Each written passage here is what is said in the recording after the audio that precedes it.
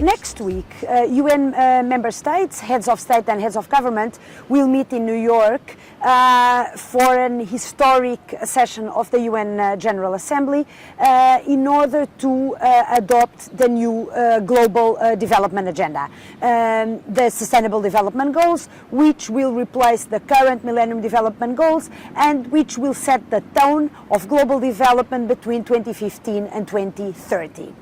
Our expectations as Sanitation and Water for All partnership for the General Assembly Summit is, number one, that the 17 goals get adopted by consensus.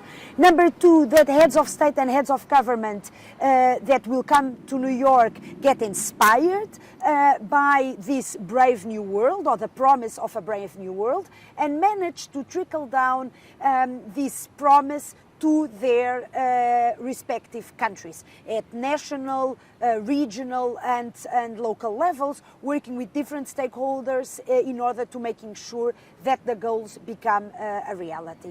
And finally, in terms of expectations, I expect that water, sanitation and hygiene gets the attention it needs in New York, while heads of state and governments are discussing global development and the eradication of poverty. SWA partners are organizing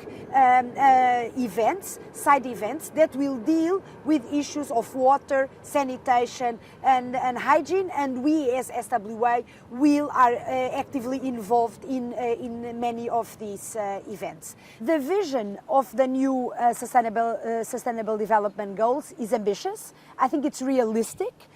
Because it much better reflects the world we live.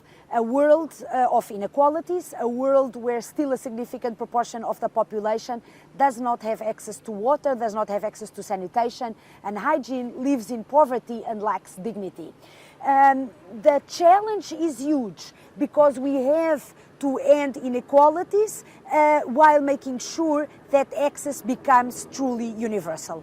I hope that in 15 years' time, heads of state and government will be able to go back again to New York to celebrate the achievement of the 17 goals.